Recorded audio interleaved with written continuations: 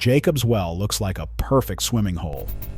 Clear blue water, a limestone mouth barely 12 feet across, surrounded by Texas hill country trees. Locals have been diving into it for generations. Some go down 30 feet and come back up laughing. But here's the thing. Nobody really knew what was below that first chamber. For decades, divers whispered about the tunnels. They talked about the ledges and the narrow passages that snaked deeper into the earth. Some of those divers never came back. 9 people have died in Jacob's Well. That's more deaths than almost any other diving site in the United States. For years, the assumption was simple.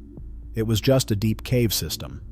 Dangerous, yes, but ultimately knowable. Just limestone and water doing what they do. Then a research team from Texas State University decided to map it properly. They weren't using divers this time. They were using an underwater drone equipped with sonar, high-definition cameras, and ground-penetrating radar. The goal was straightforward. Go deeper than any human had safely gone before and bring back a complete picture of the well's interior. What they found wasn't just deeper than expected. It was architecturally impossible. The drone descended past the recreational zone, past the point where sunlight fades, and into chambers that defied geological explanation. The scans revealed spaces that shouldn't exist. Passages carved at angles that water doesn't naturally cut. And at the very bottom, over 140 feet down, the drone detected something that made the entire team go silent. A thermal signature. Heat, coming from a source that had no business being there. The water is supposed to be cold that deep. It's fed by an aquifer that holds a consistent temperature year-round. But the drone's sensors spiked. They recorded a localized area where the water was several degrees warmer. And it wasn't static. The heat was pulsing, like something down there was breathing. The descent into madness. Jacob's Well sits in Wimberley, Texas. It's been a landmark for as long as people have lived in the area. Native American tribes considered it sacred. Early settlers used it as a water source. By the 1960s, it became a popular swimming spot, but the deaths started piling up. Most of them happened in what divers call the fourth chamber. To understand the danger, you have to understand the structure. The well isn't just a straight drop. It's a series of connected rooms. The first chamber is easy. It's wide, well lit from above, and shallow enough that you can see the bottom. But if you swim through the opening at the base of that chamber, you enter the second room. This one is darker, narrower, and disorienting. The third chamber is where panic sets in. The walls close in. The light from the surface is gone. Your air supply becomes a countdown. But the fourth chamber is where people die. It's a tight, twisting tunnel that requires you to remove your air tank and push it ahead of you. If you get stuck, there's no room to turn around. If you lose your orientation, you drown in the dark. The bodies of some divers were never recovered. They're still down there, wedged in the limestone, warnings to anyone foolish enough to follow. For years, the local authorities tried to restrict access. They put up signs. They required permits. But people kept going in, and people kept dying. The mystery of what lay beyond the fourth chamber remained unsolved. Until the drone. The team launched the remotely operated vehicle from the surface on a clear morning in late 2023. The drone was a custom-built unit, smaller and more agile than standard models. It had to be. The passages in Jacob's Well are tight. A standard ROV wouldn't fit. This one was designed to squeeze through gaps barely wider than a human torso. As the drone descended, the live feed showed exactly what divers had described. The first chamber was picturesque. Sunlight danced on the limestone walls. Fish darted through the clear water. But as the drone passed into the second chamber, the mood shifted. The walls became jagged. The water turned darker. And the sonar started picking up irregularities. The team noticed something immediately. The walls weren't smooth. They were covered in marks. Long, parallel grooves that looked almost deliberate. Limestone erodes, yes, but it erodes in predictable ways. Water carves curves. It smooths edges. These grooves were straight. They looked like something had been scraped against the rock, and they were deep. By the time the drone reached the third chamber, the temperature readings started to fluctuate. The water should have been a constant 68 degrees Fahrenheit.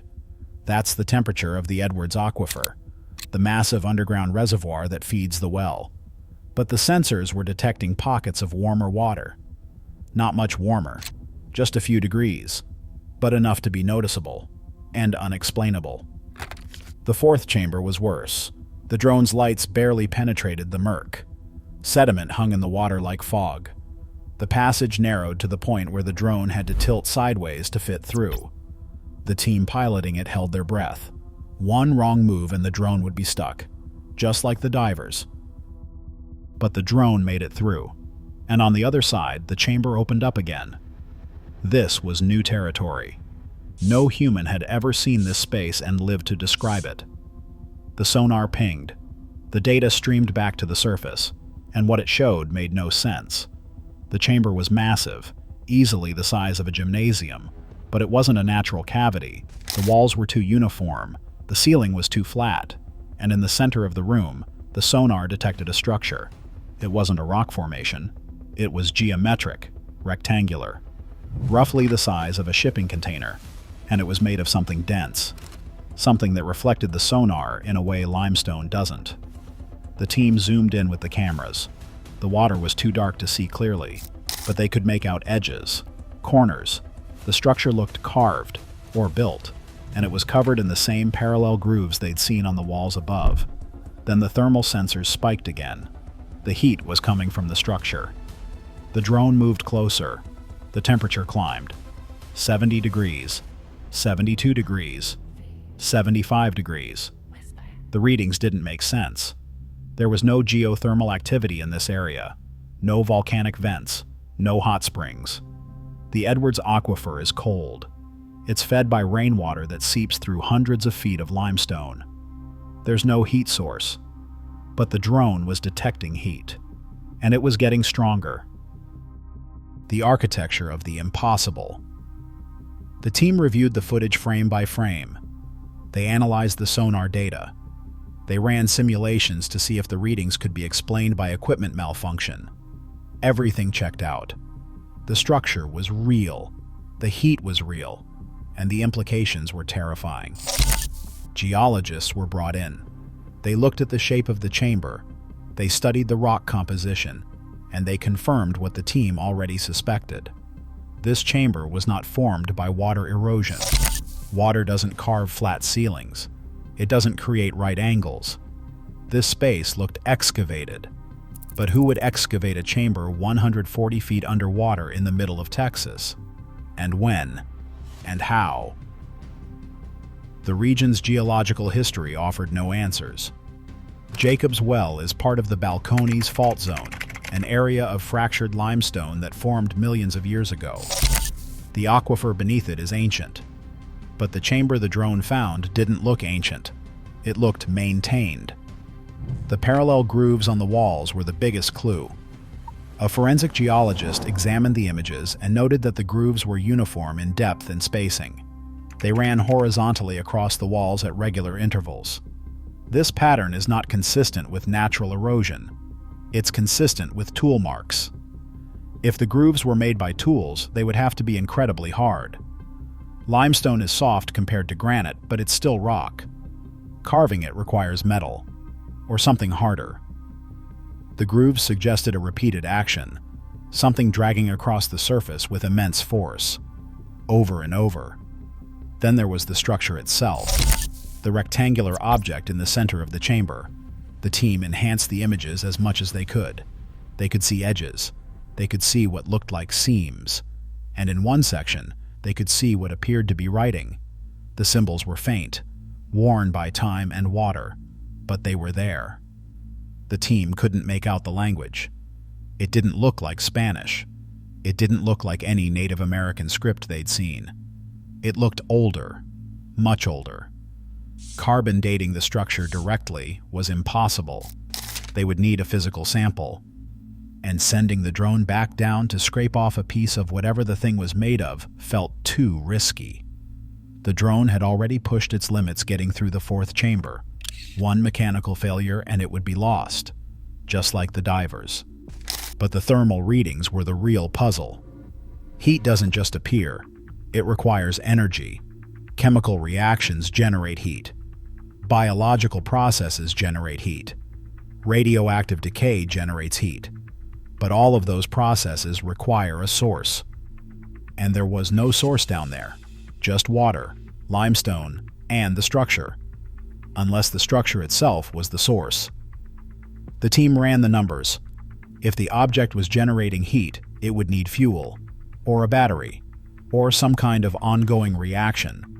A battery large enough to generate heat for decades or centuries would have to be enormous, and it would have corroded. Limestone aquifers are slightly acidic. Anything metal would rust away, but the object wasn't rusted. The sonar showed a clean, solid surface. Whatever it was made of, it wasn't corroding. It was just sitting there.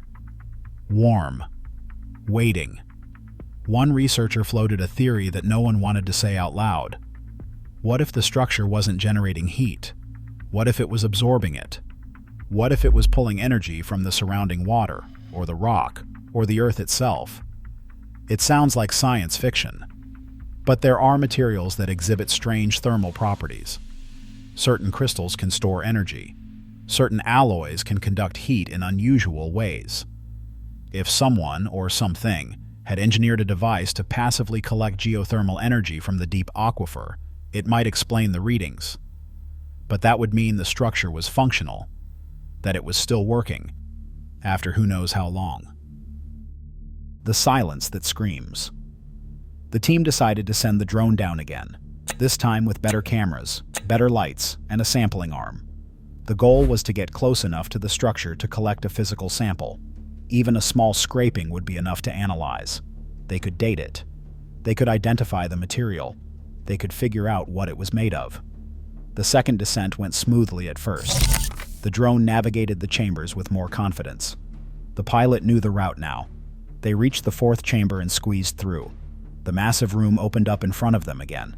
The structure sat in the center, exactly where it had been before. But something was different. The water was clearer. The sediment had settled.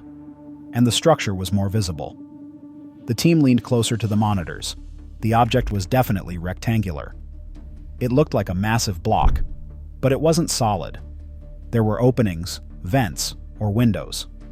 The drone moved closer. The thermal sensors climbed again. 70 degrees, 73 degrees, 76 degrees. The sampling arm extended. It reached toward the surface of the structure. The metal claw touched the object, and then the audio feed erupted. The drone was equipped with hydrophones, underwater microphones designed to pick up ambient noise. Until that moment, the feed had been silent, just the faint hum of the drone's motors. But the second the claw made contact, the hydrophones picked up a sound. It was low, deep, a rhythmic pulse, like a heartbeat, but slower, much slower. One beat every 10 seconds. The sound reverberated through the water. The entire chamber seemed to vibrate with it. The team froze. They watched the monitors. The drone held position. The sampling claw remained in contact with the structure. The sound continued, steady, relentless. Then it changed. The rhythm sped up. The beats came faster, one every 5 seconds, then every 3 seconds. The frequency climbed. The tone shifted. It became higher, sharper, and then the structure moved. Not much, just a slight shift, a settling, like something inside had woken up. The drone's cameras captured it. A section of the object, one of the vents, opened slightly. A cloud of sediment puffed out into the water, and the temperature spiked. 80 degrees, 85 degrees, 90 degrees. The pilot yanked the drone back. The claw released. The drone's motors screamed as it reversed. The sound from the structure stopped. The vent closed. The water began to cool. The team sat in stunned silence. They replayed the footage. They analyzed the audio. The sound had been real. The movement had been real. The structure was not inert. It was reactive. But reactive to what? To touch? To sound? To the presence of the drone? The implications were staggering. If the object could sense its environment and respond, it wasn't just a relic. It was something else, something functional, something alive. The files that vanished. After the second dive, the team prepared a full report. They compiled the footage, the sonar data, the thermal readings, and the audio recordings. They planned to submit their findings to the National Speleological Society and the United States Geological Survey.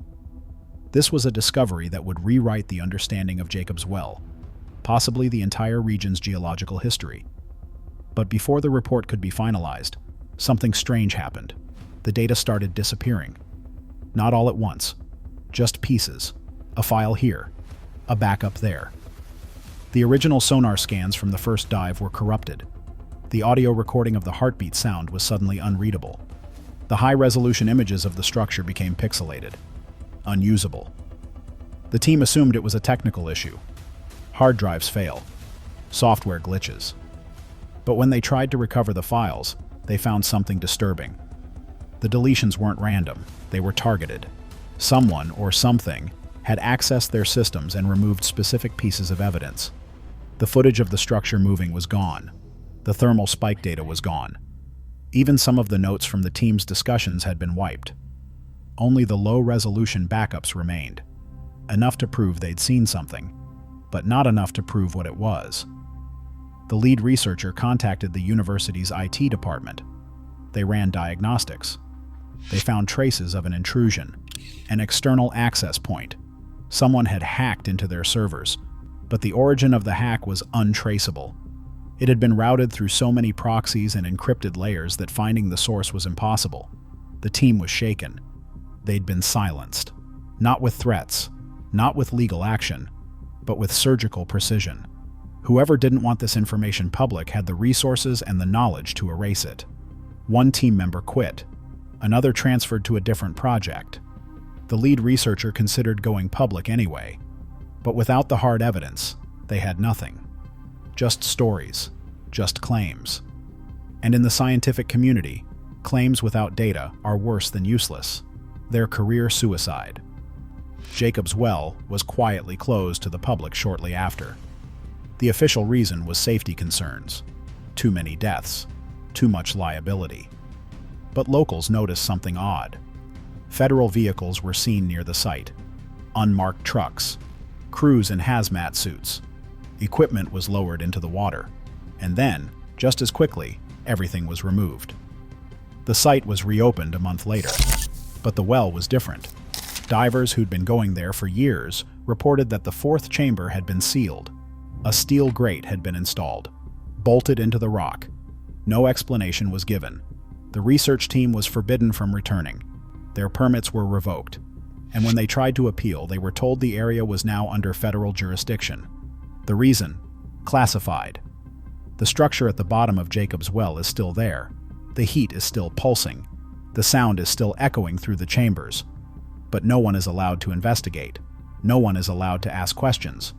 And the data that could have answered those questions has been erased. What lies beneath? So what was it? The theories range from the plausible to the absurd. Some say it's a forgotten Cold War experiment, a sealed bunker or a weapons cache hidden in the aquifer. The government has a history of using remote caves for storage. Maybe Jacob's Well was one of those sites. And maybe whatever is down there was never meant to be found. The others point to the age of the aquifer. The Edwards Formation is millions of years old. If the structure predates modern civilization, it could be evidence of an advanced culture we've never encountered. The symbols on the surface, the architectural precision, the thermal technology. It doesn't fit any known historical timeline, but it fits the pattern of anomalies found in other deep cave systems around the world. Then there's the biological theory. Some researchers believe the structure isn't a structure at all. It's an organism, a massive, ancient life form that's been sitting in the aquifer for millennia. The heat would be metabolic. The sound would be its respiration. The movement would be a reaction to stimuli. It sounds insane. But life exists in places we never thought possible. Deep-sea vents, Antarctic ice, radioactive waste pools.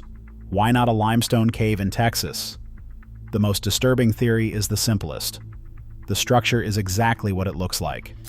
A machine, built by someone, left behind, still running. The purpose? Unknown. The origin? Unknown. But the fact that it's still active after all this time suggests it was built to last, built to wait, built for a purpose we haven't figured out yet. Jacob's Well is one of thousands of underwater cave systems in the world. Most of them have never been fully explored. The technology to map them safely is still developing. And if one small well in Texas can hide something this strange, what else is waiting in the deep places of the earth?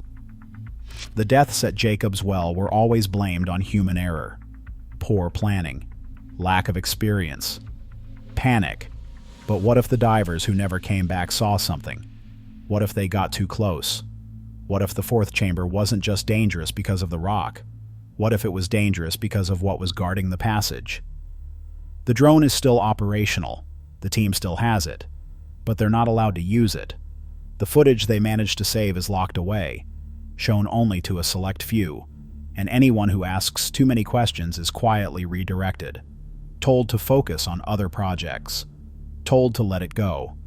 But the well is still there. The water is still flowing, and whatever is at the bottom is still waiting. The grate can be cut. The restrictions can be ignored.